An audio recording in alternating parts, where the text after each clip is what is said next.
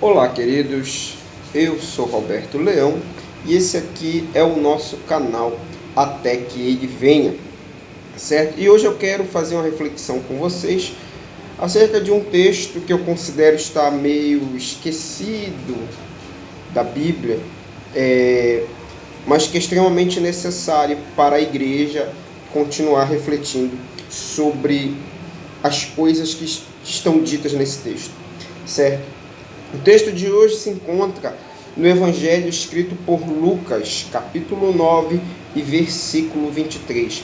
Lucas, capítulo 9, versículo 23, é um texto conhecidíssimo dos leitores da Bíblia, mas que tem tido uma certa negligência, certo? E nós vamos fazer uma breve reflexão sobre Lucas 9, 23. E hoje eu vou contextualizar com Filipenses capítulo 3 e do versículo 4 em diante, certo? O primeiro texto é Lucas 9, 23, depois Filipenses 3, 4, certo? Vamos lá. Diz aqui, dizia Lucas 9, 23, dizia a todos: se alguém quer vir após mim, a si mesmo se negue, dia a dia tome a sua cruz e siga-me. Pois quem quiser salvar a sua vida, perdê-la-á. Quem perder a vida por minha causa, esse a salvará. Que aproveita o homem ganhar o mundo inteiro, se vier a perder ou a causar dano a si mesmo? Porque qualquer que de mim e das minhas palavras se envergonhar, dele se envergonhará o Filho do Homem quando vier na sua glória e na do Pai e dos santos anjos. Verdadeiramente vos digo, alguns atos que aqui se encontram, que de maneira nenhuma passarão pela morte, até que vejam o reino de Deus. O próximo texto é Filipenses capítulo 3 e versículo 4, que diz assim: bem que eu poderia confiar também na carne. Se algum outro pensa que pode confiar na carne, eu ainda mais. Circuncidado ao 8º dia, da linhagem de Israel, da tribo de Benjamim, hebreu de hebreus, quanto à lei, fariseu, quanto ao zelo, perseguidor da igreja, quanto à justiça que há na lei, irrepreensível. Mas o que para mim era lucro, isto considerei perda por causa de Cristo. Presta atenção nessa última parte do versículo 7. Mas o que para mim era lucro, isto considerei perda por causa de Cristo. No mesmo texto, versículo 12.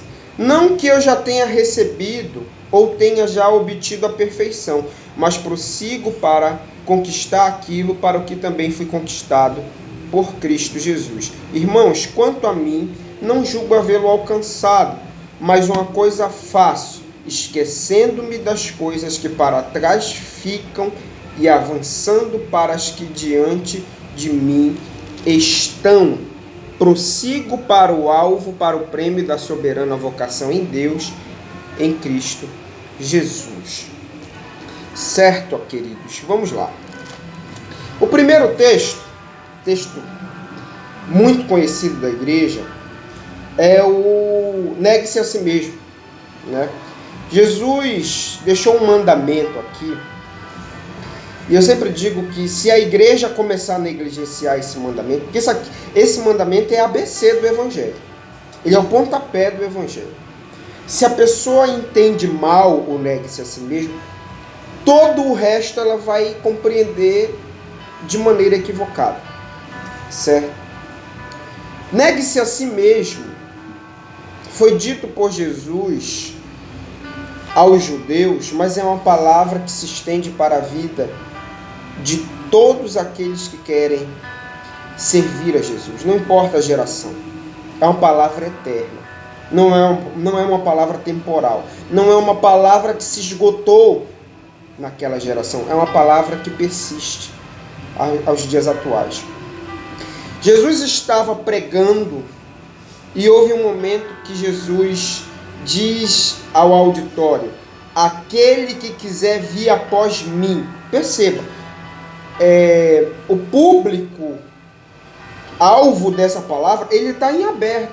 Jesus não diz: olha, aquele que quiser vir após mim dentre vocês. Não, Jesus lança a palavra ao alto, o que nos dá a entender que é uma palavra para todas as gerações.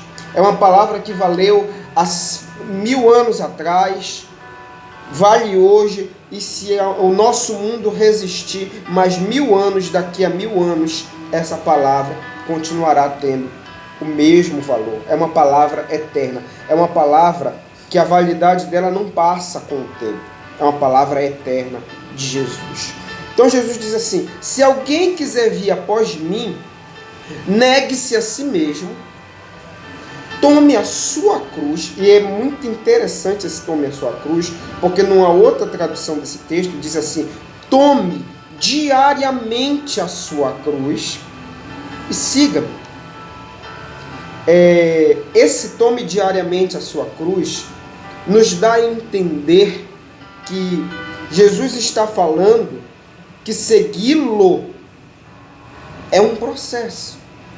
É um processo que se desenrola, que acontece todos os dias. As pessoas que foram chamadas para negar a si mesmo, e eu vou já explicar o sentido prático do negar a si mesmo.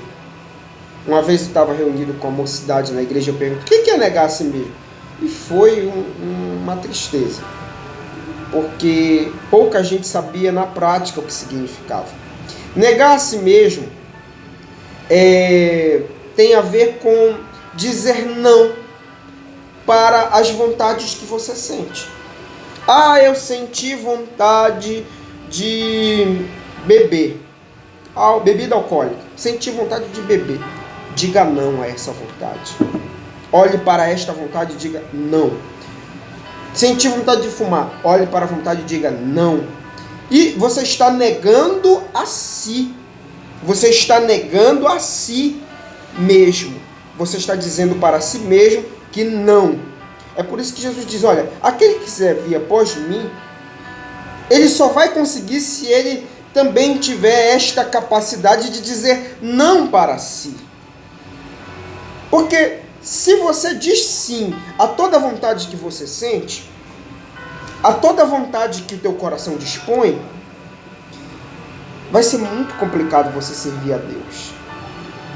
Vai ser impossível você servir a Deus. Porque a vontade de Deus, ela é uma vontade que está contramão à minha vontade. A vontade de Deus não está em acordo com a minha. Deus quer que eu ame o meu próximo como a mim mesmo. A minha vontade, a vontade humana do Roberto, é amar só a mim mesmo. Então, ou eu nego a mim mesmo e começo a amar o próximo, ou então joga no alto esse discurso, vira discurso vazio a ideia de amar o próximo como a si mesmo. Você só consegue amar o próximo como a si mesmo se antes desse exercício você já exercitou o negue-se a si mesmo. É por isso que eu disse que faz parte do ABC do Evangelho. Toda pessoa que está iniciando no Evangelho, ela tem que começar por aqui. Ela tem que entender na prática o que significa negar a si mesmo. É dizer não. É dizer não para as minhas vontades pecaminosas.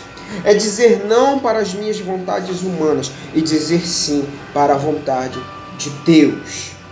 Tá, Roberto, mas como é que eu vou saber a vontade de Deus? A Escritura, meu amigo. A Bíblia. A Bíblia, embora as pessoas do meio evangélico tenham deixado de falar da Bíblia para ficar falando de político, e eu já fiz um vídeo aqui no canal falando sobre isso, a Bíblia, ela é o livro da revelação da vontade de Deus aos homens. A vontade de Deus para a sua vida, ela foi revelada na Escritura. tudo que está escrito na Bíblia, de Gênesis a Apocalipse, é para eu viver ao pé da letra? Não. Você tem que encontrar a palavra de Deus ali dentro. Ah, heresia. Heresia. O Roberto começou a falar heresia. Não. Jesus fez esse exercício. Jesus não pregava tudo que estava escrito pelos antigos. Jesus fazia uma seleção e dizia, isso aqui é palavra de Deus. Aquilo ali foi da cabeça deles. Você quer um texto que Jesus faz isso? Está lá em Mateus capítulo 6, Sermão da Montanha.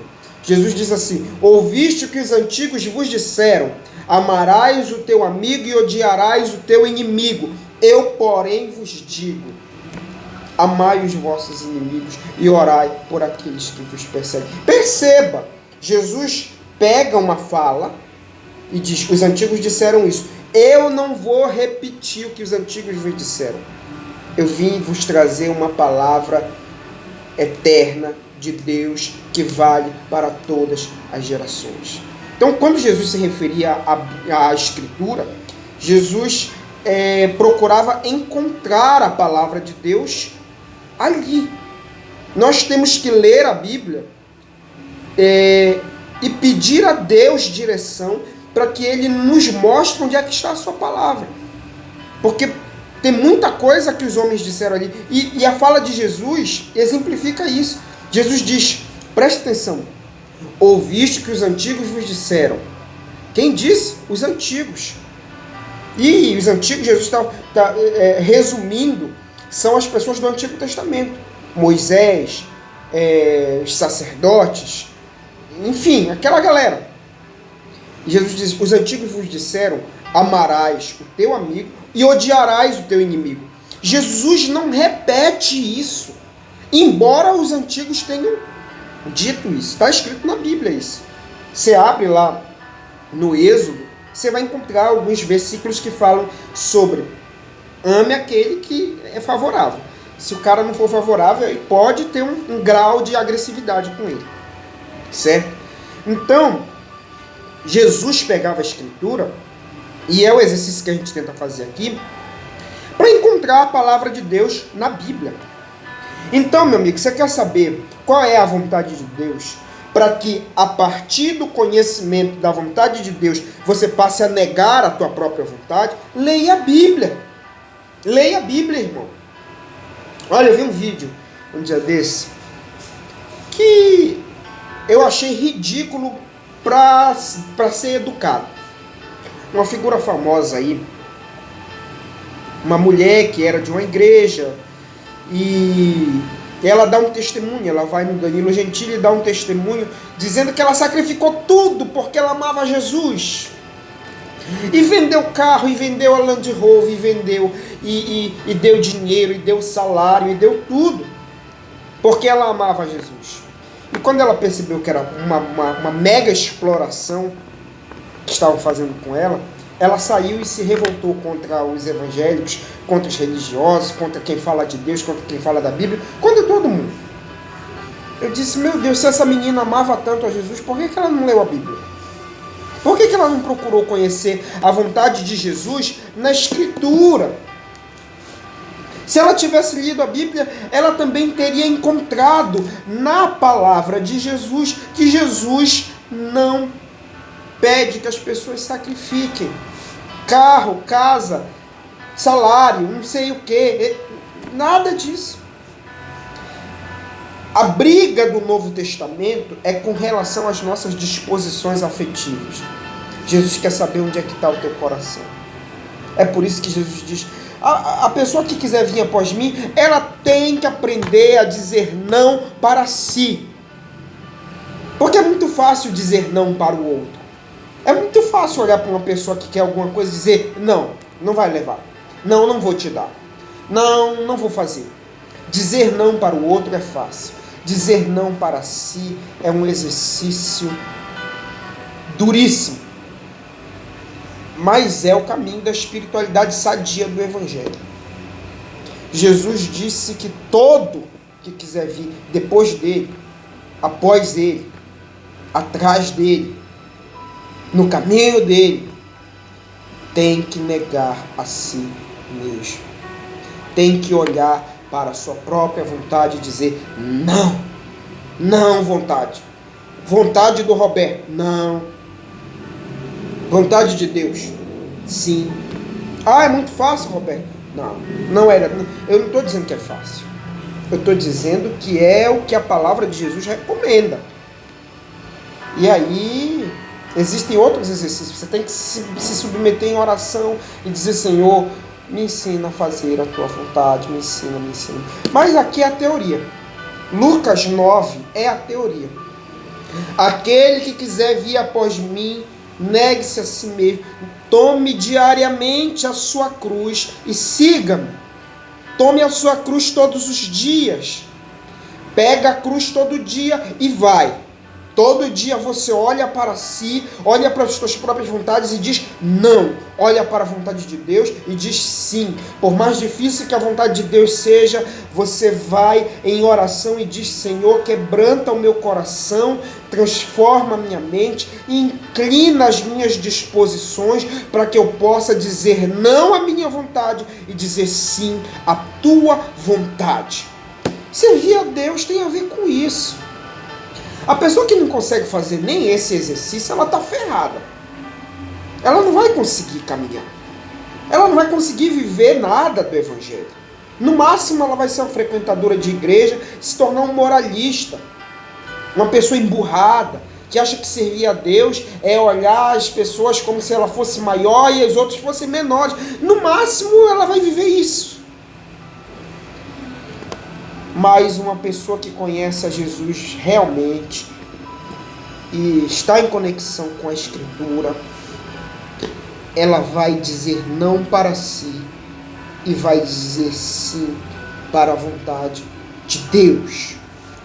Teoricamente falando, as coisas têm que acontecer assim. E na prática, Roberto? Na prática, alguém conseguiu? Algumas pessoas conseguiram. Foi por isso que eu li Filipenses. Filipenses capítulo 3, versículo 4, é o apóstolo Paulo falando. E para quem conhece a cronologia bíblica, Paulo ele é depois da ressurreição de Jesus.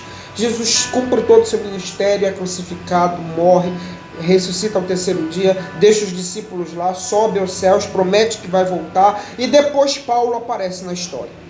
Tá? Mas a gente vai fazer um vídeo depois para a gente falar detalhadamente do apóstolo Paulo. Paulo era um crente. Era uma pessoa que entrou no Evangelho. E como toda pessoa que entrou no Evangelho, ele teve que ir ver a pregação de Jesus. E quais eram as recomendações de Jesus para qualquer pessoa que quer servir a Deus. E aí, Paulo ele dá um testemunho. Quando ele escreve a carta aos Filipenses, ele diz assim: quando eu encontrei Jesus, eu perdi tudo. Eu perdi tudo aquilo do que eu me orgulhava. Eu perdi todo o status que a sociedade havia me dado. E ele pega todo o currículo dele e resume lá em Filipenses. Gosto muito do texto de Filipenses, porque Paulo diz assim: se alguém acha que pode se gabar, vou usar essa linguagem, porque aqui ele usa a linguagem confiar na carne, né? Se alguém acha que pode se gabar, confiar na carne, contar uma vantagem, eu também poderia. Aí ele expõe o currículo dele. Paulo expõe quem ele era antes de Cristo. Aí ele diz assim: circuncidado ao 8º dia, da linhagem de Israel, da tribo de Benjamim, hebreu de hebreus, quanto à lei, fariseu. Quanto ao zelo, perseguidor da igreja. Quanto à justiça que há na lei, irrepreensível. Percebe, ele está falando dele antes de Cristo. Ele está dizendo, tudo isso aqui era eu. Eu era o melhor aluno da minha turma. Ele diz, quanto à lei, eu era irrepreensível. Ou seja, dentre as pessoas que estudavam a lei, ele era o melhor. É isso que ele está dizendo. Eu era o melhor aluno da minha turma. Só. Tá bom para vocês? Eu era o melhor aluno da minha turma. Quanto ao zelo que eu tinha pelos princípios de Israel, eu era perseguidor da igreja.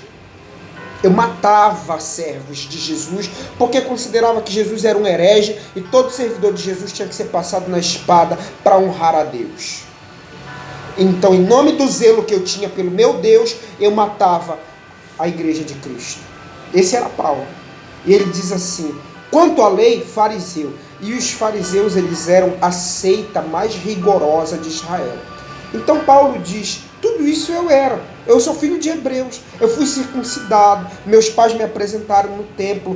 Toda a lei se cumpriu na minha vida. Eu era um homem extremamente bem sucedido. Paulo, para quem não sabe, queridos, ele era quase um juiz do Supremo Tribunal Federal de Israel. Era um negócio assim, não era muito fraco, não.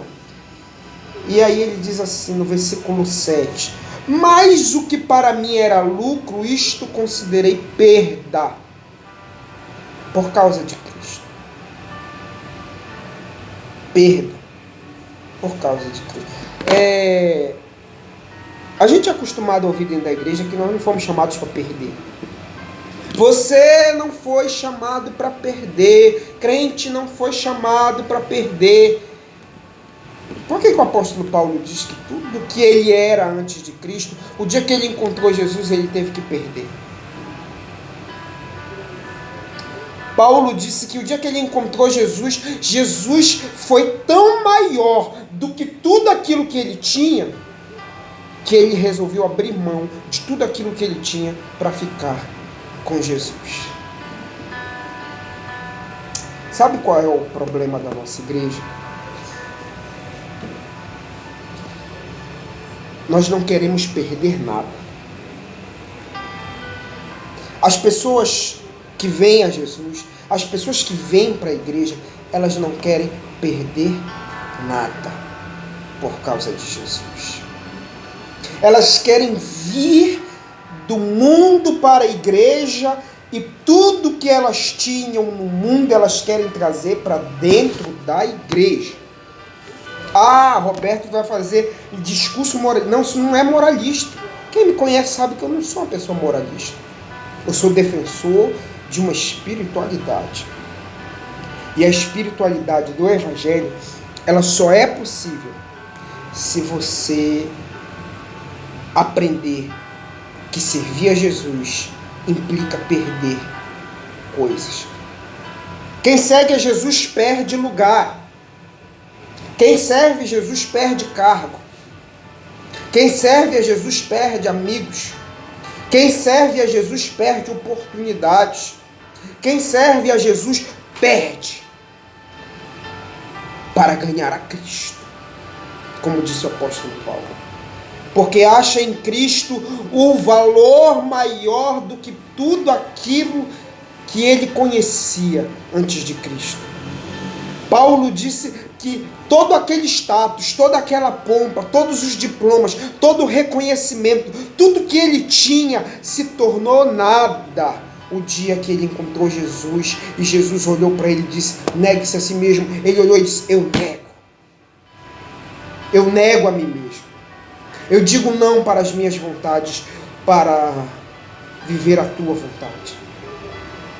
Que coisa linda, cara. Que compreensão o apóstolo Paulo teve. E ele diz: eu perdi tudo.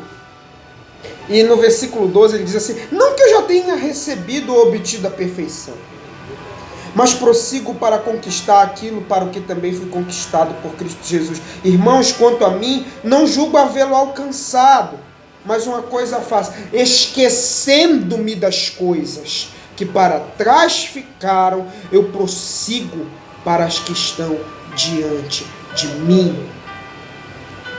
A igreja quer ser igreja sem deixar nada para trás. As pessoas querem estar dentro da igreja sem dizer não para as suas vontades pecaminosas, sem negar a si mesmas.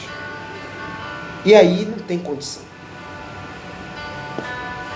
E o apóstolo Paulo diz: olha, deixando as coisas que para trás ficaram, eu prossigo para o alvo da soberana vocação que está em Cristo Jesus. Deixa eu te fazer uma pergunta. Por que você ainda não deixou as coisas para trás. Aquelas coisas que você fazia antes de encontrar Jesus. Por que você continua na mesma vida? Por que você continua defendendo as mesmas coisas? Tendo os mesmos discursos, o mesmo linguajar, o mesmo entendimento? Jesus não te chamou para ser o mesmo. Jesus te chamou para ser uma nova pessoa. Jesus te chamou e Ele te potencializou. Ele te deu potencial espiritual para olhar para a tua vontade e dizer não, e para olhar para a vontade dEle e dizer sim, Senhor, eu aceito a tua vontade sobre a minha vida. Eu nego a mim mesmo e digo sim para a tua vontade, e eu vou viver dentro da espiritualidade que o Senhor preparou para aqueles que te seguem, aqueles que creem em ti.